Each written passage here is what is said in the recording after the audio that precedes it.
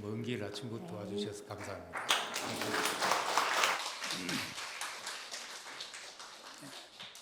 그리고 우리 김현지 자매님 딸 희원이가 모처럼 왔습니다.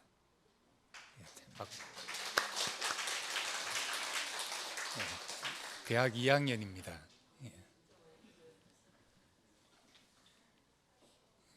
요한복음 5장 1절에서 9절 말씀 읽겠습니다.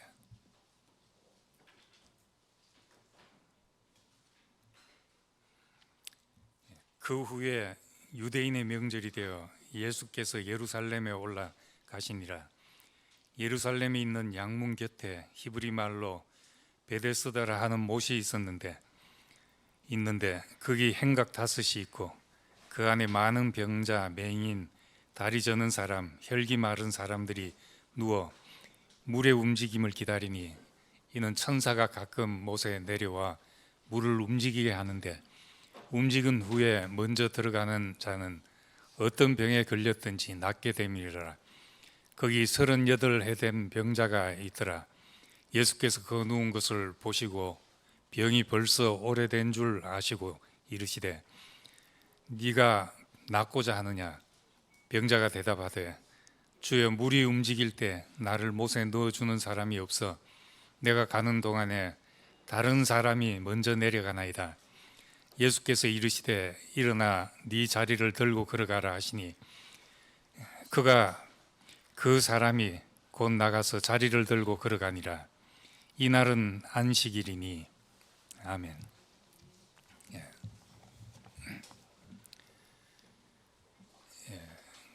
우리 이제 성경은 하나님을 경험한 사람들의 이야기입니다. 그리고 신약 성경은 특별히 예수 그리스도를 경험한 사람들의 이제 고백입니다. 이런 하나님 체험, 예수 그리스도를 경험한 사람들의 이야기는 우리도 마찬가지로 체험으로 알 수 있는 것입니다. 이걸 우리는 이제 이해를 추구하지만 우리 이해로 이 모든 것을 재단하기 시작하면 남는 것이 없습니다. 그렇기 때문에 항상 우리는 내가 이해하려고 하고 내 이해를 통해서 받아들이지만은 내 이해라는 것이 얼마나 제한됐는가 하는 것을 이제 꼭 기억하고 있어야 합니다. 그래서 우리는 아직도 이성으로 많은 것이 밝혀지고 우리가 전에 모르던 것을 많이 알지만은 아직도 인간은 모르는 것이 더 많습니다. 더 많은 정도가 아니라 아는 것이 눈곱만큼밖에 되지 않습니다. 우리 망원경으로 이제 천체를 관찰하고 그래서 우주에 대해서 좀 아는 줄로 생각을 했는데 이제 올초인가 제임스 망원경이 이제 만들어져 가지고 관찰하니까 지금까지 알던 것하고는 훨씬 또 다른 우주가 전개되고 있습니다. 어쩌면 앞으로 더 많은 것을 알게 되면 지금까지 우리가 자연에 대해서 우주에 대해서 알던 것이 전부 무효가 될 수도 있는 때가 올지도 모른다는 겁니다. 그러니까 우리는 이제 우리의 이 머릿속에 이해를 통해서 우리가 살아가고 있지만은 이것의 제한도 함께 알고 내 이해로 모든 것을 재단할 수 없다 하는 것을 꼭 알아둬야 합니다. 사람의 이 성경이 그래서 인간이 이해하고 사람의 언어로 기록되었지만은 인간의 언어로 기록된 것 이 속에 하나님의 메시지가 담겨져 있습니다. 그래서 인간의 언어를 그냥 뜯어보면은 아무것도 없지요. 근데 그 속에 하나님의 메시지가 우리에게 만져진 사람에게는 귀중한 보화처럼 밭에 묻힌 보화구나 이렇게 알게 됩니다. 그래서 전 성경을 늘 이 자체, 언어 자체에는 번역될 때 물론 잘못된 것도 있고 또 그 당시 사람들의 지식 수준에 제한돼서 기록된 것도 있고 지금 보면 아닌 것도 있을 수 있지만은 그렇지만 밭에 묻힌 보화와 같다. 흙에 묻힌 보화와 같다. 인간 언어 속에 담긴 하나님의 언어가 이 속에 있다. 우리 그렇게 읽게 됩니다. 그래서 하나님의 말씀은 이제 내게 언제나 무궁무진하다 이렇게 고백할 수밖에 없습니다. 이 베데스다 연못에서 이제 38년 된 병자를 이제 고친 사건이 여기 나옵니다. 이것이 이제 세 번째 이적이지요. 이 병자를 고친 사건이 오늘 9절 끝에 이 날이 안식일이니 이 고친 날이 안식일이네 하면서 이제 안식일 논쟁으로 그 비화됩니다. 요한복음은 이렇게 어떤 사건이 메시지와 연결되도록 그렇게 기록했고 우리는 이 사건 속에서 하나님의 메시지를 읽어내는 것이 우리가 하나님의 말씀을 이제 듣고 양식을 먹는 일입니다. 38년 된 병자가 그 베데스다라는 연못에서 가끔씩 물이 솟는 요즘 말로 하면 간헐천이죠. 한 번씩 물이 솟구치고 하는 그런 간헐천인데 그 당시 사람들의 지식 수준으로는 왜 그렇게 되는지 몰랐기 때문에 천사가 와서 물을 움직이게 하는 모양이다 이렇게 생각했습니다. 그리고 이게 뭐 온천인지 뭔지 모르지만은 그 물에 가장 먼저 뛰어드는 사람이 낫는다는 생각을 가지고 그 주변에 행각의 사람들이 환자들이 바글바글 모여 있는 이제 그런 곳입니다. 행각은 이제 벽이 없이 기둥만 있고 지붕이 얹혀져 있는 이제 그런 건물이 행각이죠. 열왕기상에 보면 주랑이라고 나오는데 솔로몬이 건축한 주랑 그런 것입니다. 쉽게 우리 말로 하자면 팔각정 같이 그렇게 기둥만 있고 벽이 없이 지붕이 얹혀져 있는 그런 곳에 환자들이 모여 있다가 물이 움직이면 뛰어들려고 하는 이제 그런 곳이었습니다. 여기서 이제 38년 된 병자는 기다리고 있지만은 늘 물이 동하면 먼저 들어가는 사람이 있기 때문에 이제 늘 될 듯 하면서도 안 되는 이런 가운데 있었습니다. 더 이기적이고 더 힘센 사람들이 먼저 들어가니까 이 사람은 항상 가능성만 붙잡고 여기 앉아 있어야 되는 사람입니다. 이 사람에게 예수님이 네 자리를 들고 걸어가라 걸어가라 하니까 걸어가게 되었고 낫게 되었다는 겁니다. 요한이 왜 이 사건을 여기 기록하고 있는가? 왜 이 사람은 이제 38년 된 병자라고 그렇게 말하는가? 물론 이 사람의 병자가 병이 38년 되었을 수도 있지만은 옛날 평균 수명이 40인데 병을 가지고 병이 38년 됐다는 건 오래 산 거죠. 뭐 더 살라고 애쓸 거 없어도 몇 살 때부터 그래 되는지 모르지만은 근데 이 38년이라고 여기 기록한 것 요한복음에는 시간과 년수와 이런 것을 굉장히 정확하게 묘사하려고 하고 있습니다. 그리고 거기에 다 의미가 부여되어 있습니다. 38년은 40년 광야 생활이 연상이 되는데 40년 광야 생활이 실제로 이제 가데스 바네아에서 정탐꾼을 보내서 그때 이제 12정탐꾼을 보냈는데 10정탐꾼은 못 들어간다. 우리 거기 가면 우린 밥밖에 안 된다. 이렇게 하고 나서 38년이 흘렀습니다. 그러니까 실제로 이 광야 생활을 이제 38년으로 이제 정확하게 보는 사람은 그렇게 봅니다. 이 40년 광야 생활 하면 두리뭉실하게 말한 것이지만은 38년 광야 생활 하면 이제 정확하게 이 사람들이 실제적으로 헤맸던 그 시간을 말하고 있는 것이기 때문에 이 38년 된 병자는 광야 생활을 연상케 하는 것이고, 그래서 율법 아래 있는 사람을 상징하고 있는 그런 이제 환자입니다.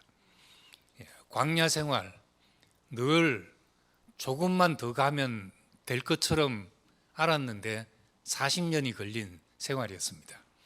10사흘 길이면 갈 수 있는 길이 40년을 걸렸는데, 이 병자도 마찬가지로 내가 빨리 뛰어들면 될 것 같은데 늘 안 되는 그런 사람이었습니다. 이것이 이제 율법 아래 있는 사람들의 공통점입니다. 율법 아래서 살면 늘 내가 조금만 더 잘하면 괜찮은 사람이 될 것 같고, 조금만 더 노력하면 의로운 사람으로 될 것 같은 가능성이 항상 있습니다. 그래서 항상 조금 부족하다, 뭘 좀 더 하면은 인정받을 것 같은 이런 생각 속에 이제 사로잡혀 있게 됩니다. 대표적인 사람이 부자 청년이죠. 이 부자 청년은 율법을 다 지키고 어려서부터 율법을 지켰습니다. 이런 사람이었습니다. 그런데 그럼에도 불구하고 무엇을 하여야 영생을 얻겠습니까? 이렇게 물었습니다. 율법을 다 지켰음에도 불구하고 뭘 더해야 영생을 얻을 걸로 생각했던 사람이죠. 다니엘서에 보면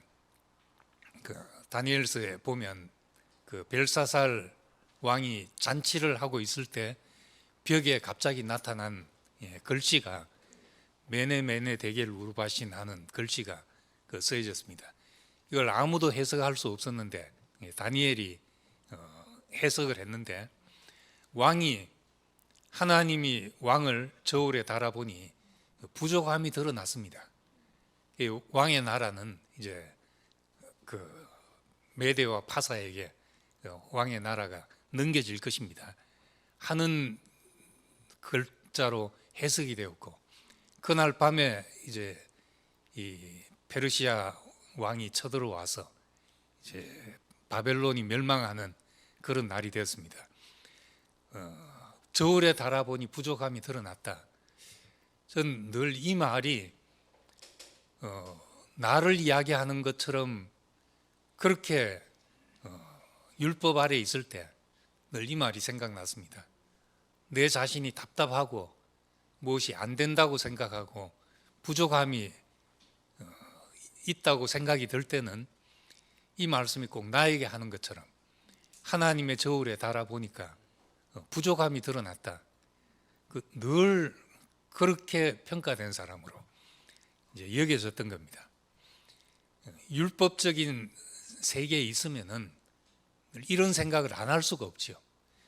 무엇이 되고 안 되고, 남을 봐도 된 사람 안 된 사람, 뭐 다 죽은 사람 아직 덜 죽은 사람, 이렇게 늘 나눠져서 보이게 된다는 겁니다.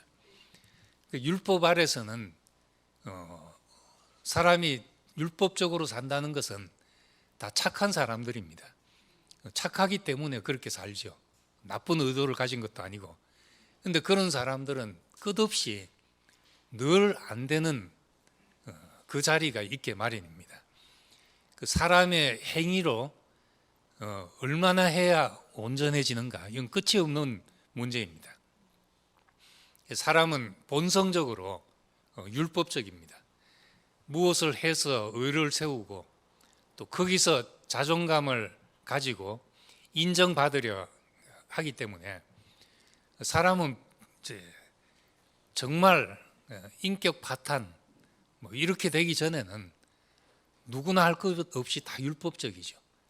다 반듯하게 살고 싶고 다른 사람이 인정하는 행위를 내세우고 싶고, 그런 것이 없는 사람이 누가 있겠습니까? 그런데 그것이 율법적이라는 말입니다. 그래서 사람에게서 난 것은 다 율법적입니다. 하나님께로서 난 것은 이건 하나님의 행위를 보게 하는 것이니까 우리에게는 은혜지만은, 사람에게서 난 것은 늘 내가 뭘 했다, 저 사람이 뭘 했냐, 그렇게 볼 수밖에 없습니다. 율법은 모세에게서 받았고 은혜와 진리는 그리스도를 통해서 왔다. 이렇게 이제 구분하는 이유는 사람은 무엇을 해서 될 줄로 생각하는 사람은 다 이 모세에서 난 율법의 틀을 벗어날 수가 없기 때문입니다. 그래서 다른 사람을 향해서도 늘 뭘 왜 하냐 안 하냐, 뭐 이걸 아냐 모르냐 이렇게 평가하기 때문에 뭘 하냐 안 하냐, 아냐 모르냐의 잣대를 자기에게 들여다 대면 정죄받지 않을 사람이 없습니다. 그렇기 때문에 그렇게 남을 판단하는 사람은 항상 이중 잣대를 가지게 돼 있습니다. 나를 평가하는 것과 다른 사람을 평가하는 것이 다릅니다. 다른 사람을 평가하는 만큼 자기를 평가하면 아프지요, 늘. 남의 눈에 들보를 티를 보는 사람은 자기도 같이 봐야 하기 때문에 아파야 되죠. 그런데 안 아픈 이유는 이중 잣대를 가지고 있기 때문에 그렇습니다. 나한테는 관대하고 남한테는 정확한 잣대를 들이대고, 그래서 내로남불이 되는 거죠. 흙으로 지어진 인간 자체가 흙으로 지어졌는데 너한테 흙 묻었다 이 이야기하면 무슨 의미가 있겠습니까? 이미 흙인데 흙 묻은 거 가지고 이야기해봐야 아무 소용이 없습니다. 그 속에 보화가 있다, 이래야 우리가 살아나는 이야기가 되지 않겠습니까? 그래서 이 사람이 어떻게 살아났는가 우리 깊이 들여다볼 필요가 있습니다. 물론 예수님이 병 고치는 능력이 있어서 병을 고쳤다, 그렇게 생각하고 지나갈 수 있지만은 그건 우리에게 해당 사항이 없을 수도 있는 문제입니다. 근데 이 38년 된 병자에게 네가 낫고자 하느냐 그러면서 일어나서 네 자리를 걷어가지고 걸어가라.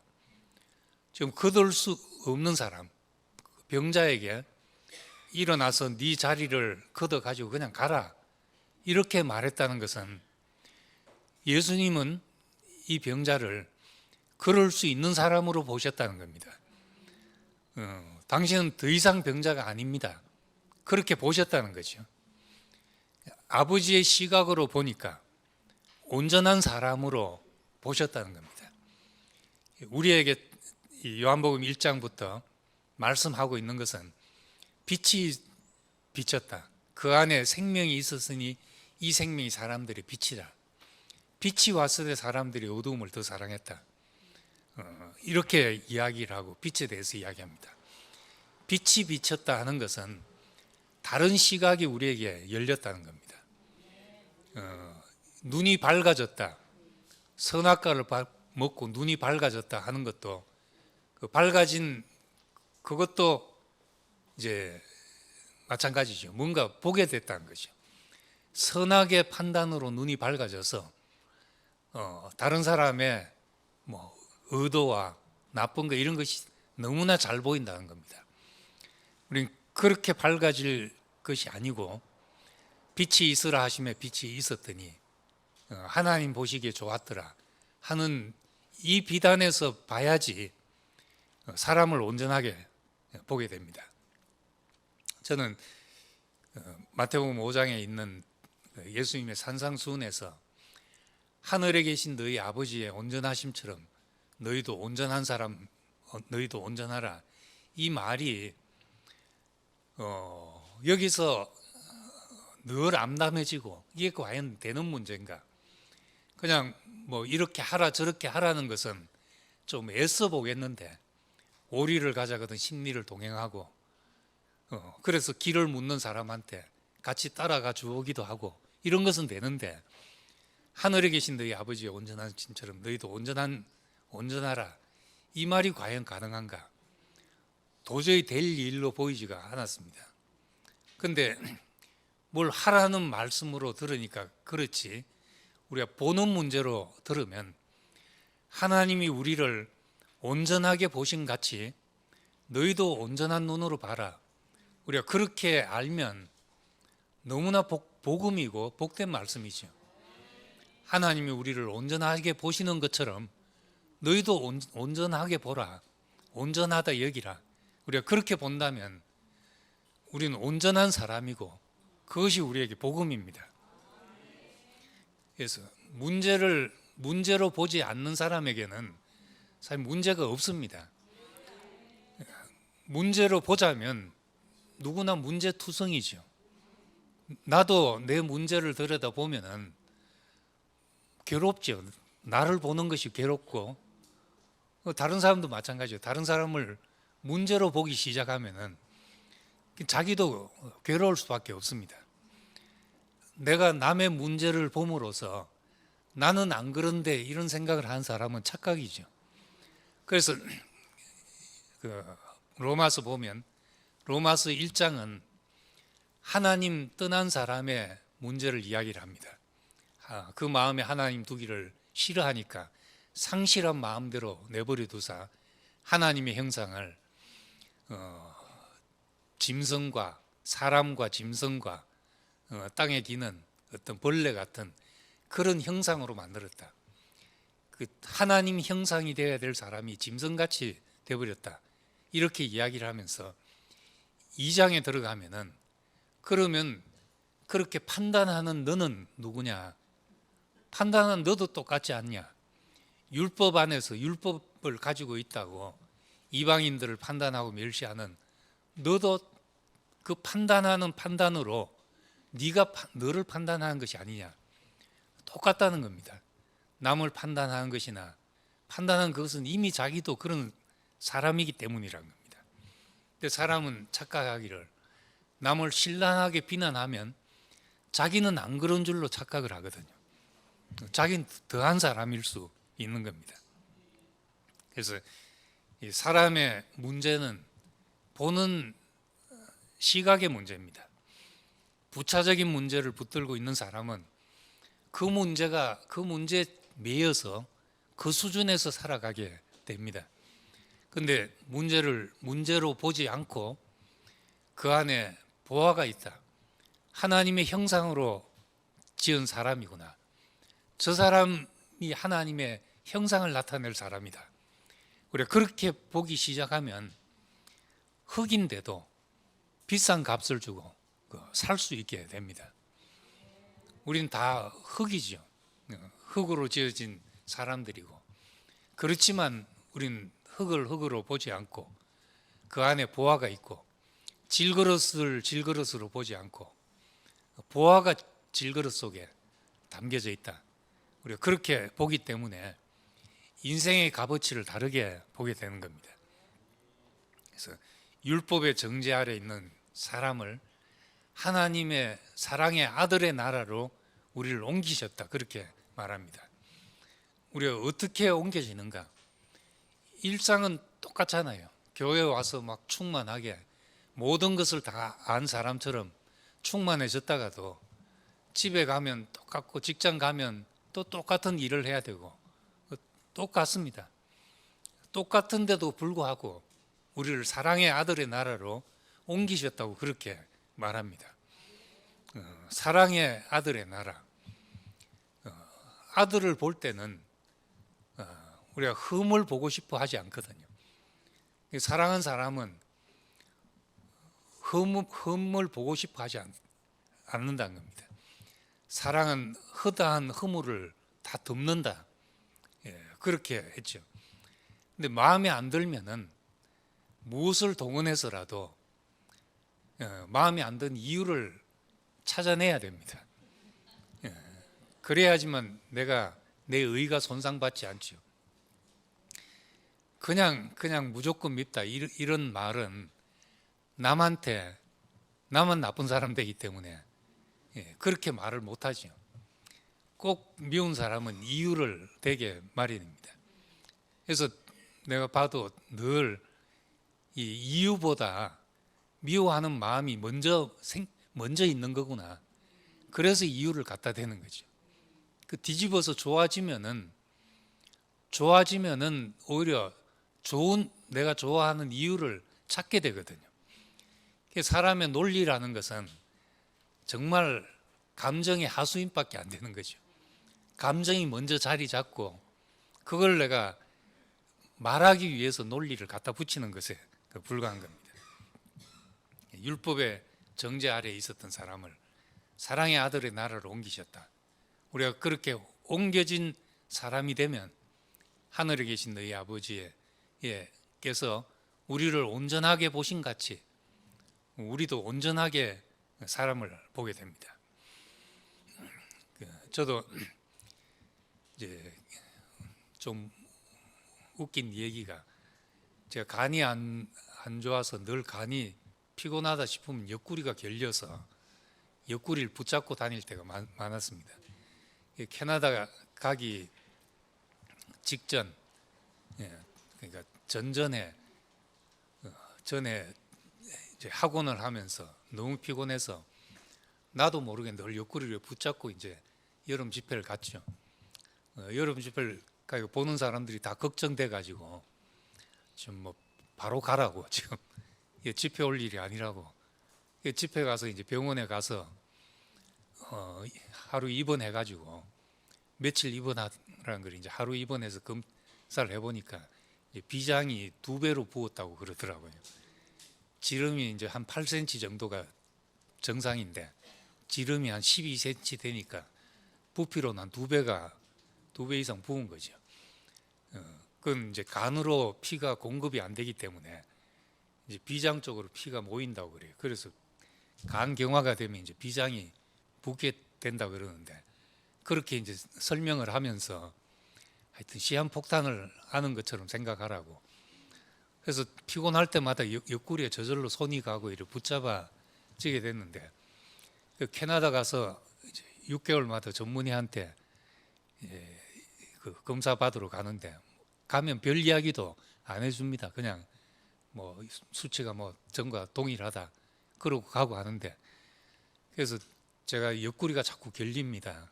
이 상태가 좀 더 나빠진 거 아닌가요? 하고 물으니까 하는 얘기가 뭐 간염 증세에 옆구리 결린다 이런 증세는 없는데요, 이러는 거예요.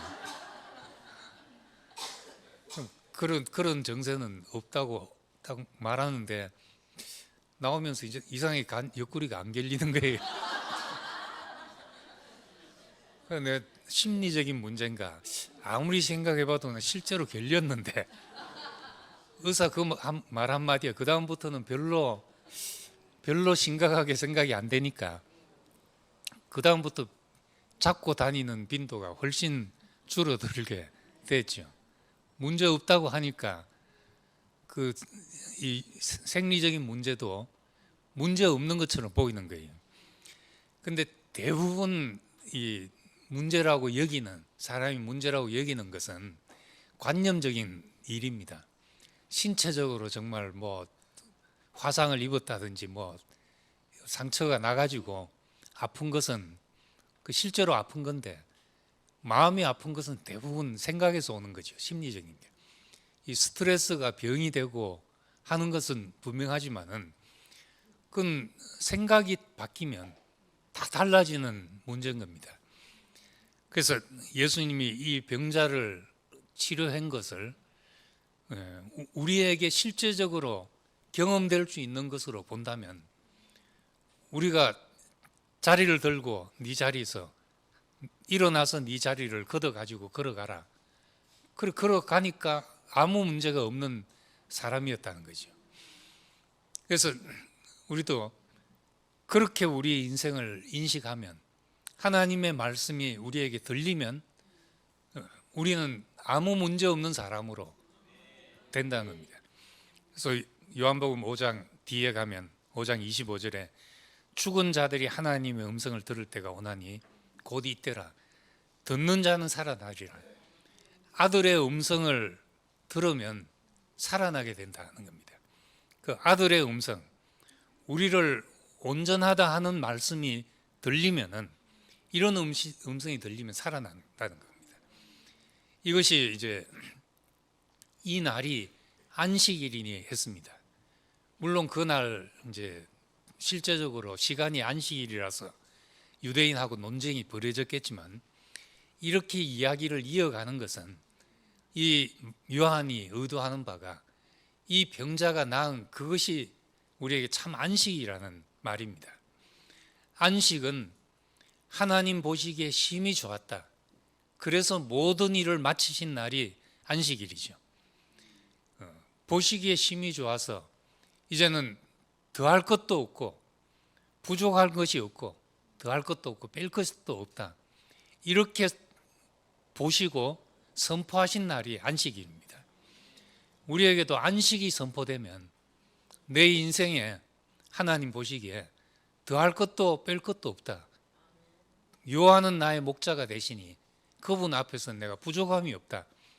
그렇게 보여질 때 우리는 다른 사람도 마찬가지로 그렇게 보게 됩니다. 부족함이 없는 인생이다. 하나님 앞에 있는 인생으로 살기만 하면 부족함이 없는 인생이다. 우리가 그날이 우리의 안식일입니다. 안식에 들어간다는 것은 우리가 그 상태에 이른다는 말이죠. 그래서 이 온전한 눈으로 보게 되면 그것이 우리에게 안식이고 38년 된 병자도 고쳐지고 안식에 이르게 되는 축복을 누리게 됩니다. 그래서 이 요한의 그 의도, 이것을 다 기록하자면, 낱낱이 기록하자면 세상이라도 두개 부족하지만 이것을 기록하면 너희로 하여금 그 예수가 그리스도인 믿고 영생을 얻게 하려 함이라. 생명을 얻게 하려 함이라. 하나님 앞에서 살게 하는 그 힘을 얻게 하기 위해서 이것을 기록했다는 겁니다. 그럼 이 38년 된 병자를 기록한 것도 마찬가지죠. 우리가 다 그런 사람입니다. 율법 아래서 율법의 눈으로 우리를 보고 있을 때 자신에 대해서 안식에 이르지 못하고 또 그리고 다른 사람을 봐도 안식이 안 되는 늘 갈등이 있고 벽이 있고 이 상태에 머물게 됩니다. 그런데 우리 말을 하든지 안 하든지 내가 참 안식에 있으면 다른 사람한테 느껴집니다. 이게 저 사람 안에 판단이 없구나, 정죄가 없구나. 그때 사람은 마음이 열리게 되죠. 짐승들도 처음 대할 땐 다 경계를 가지고 대하잖아요. 그런데 짐승 길을 잘 들이는 사람들 보면은 짐승의 마음을 알아서 개도 이렇게 바로 정면으로 다가가면 짐승들은 그건 공격으로 생각을 한답니다. 그래서 짐승들, 그 개들도 처음 대면할 때 옆으로 빙빙 돌아요. 이래 서로 옆으로 돌면서 그것은 공격할 의사가 없다는 것을 이제 하면서 그러다가 서로 이제 뭐 접촉이 되고 핥게 되고 이렇게 되는데 사람도 짐승한테 다가갈 때 이제 옆으로 이렇게 경계하고 있는 짐승은 맹수를 만나서 옆을 보이면 곤란하지만은 옆으로 이렇게 하고 쓰다듬고 하면은 짐승들도 다 경계가 풀려서 나를 헤아려는 것이 없구나 할 때 그 다음부터는 이제 친해져 가지고 우리가 뭐 미물 같은 것도 그렇게 하면 경계가 풀려서 친구처럼 되는 걸 경험한다고 그럽니다. 사람 더더욱 마찬가지죠. 사람 안에 이렇게 우리가 아들의 나라로 옮겨져서 참 안식에 이르러서 우리도 다른 사람에게 일어나서 네 자리를 들고 걸어가라 이런 말을 할 수 있지 않겠습니까? 아무 문제 없다 이 말을 우리가 하게 되면 거기서 우리는 하나님의 뜻대로 살 힘이 생겨나고 영원히 소생함을 얻는다는 겁니다. 우리가 전에 다 38년 된 병자였는데 우리가 이걸 고치려고 애쓰는 세계에서 늘 조금 더 해야지 조금 더 하면 될 듯 안 되는 사람이었습니다. 그런데 이제 아들의 음성을 듣고 아들의 말씀을 듣고 안식에 이르러서 요한 나의 목자시니 부족함이 없다. 우리가 그렇게 고백하는 사람이 되었습니다. 이래 아들의 나라로 우리를 옮기신 것을 감사드립니다.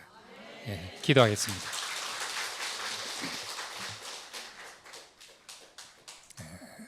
은혜로우신 아버지 하나님, 늘 율법의 정죄 아래서 나도 만족이 없고 다른 사람을 봐도 만족이 없는 늘 그런 사람으로 살았습니다.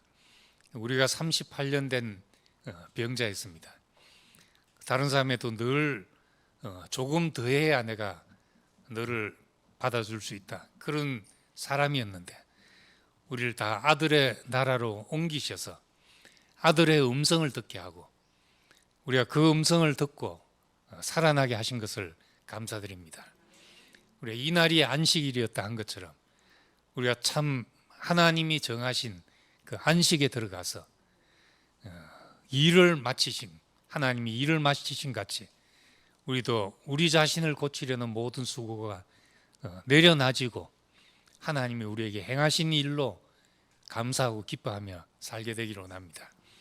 우리 모두 이 안식에 이르게 하신 것을 감사드리며 예수님 이름으로 기도드립니다. 아멘.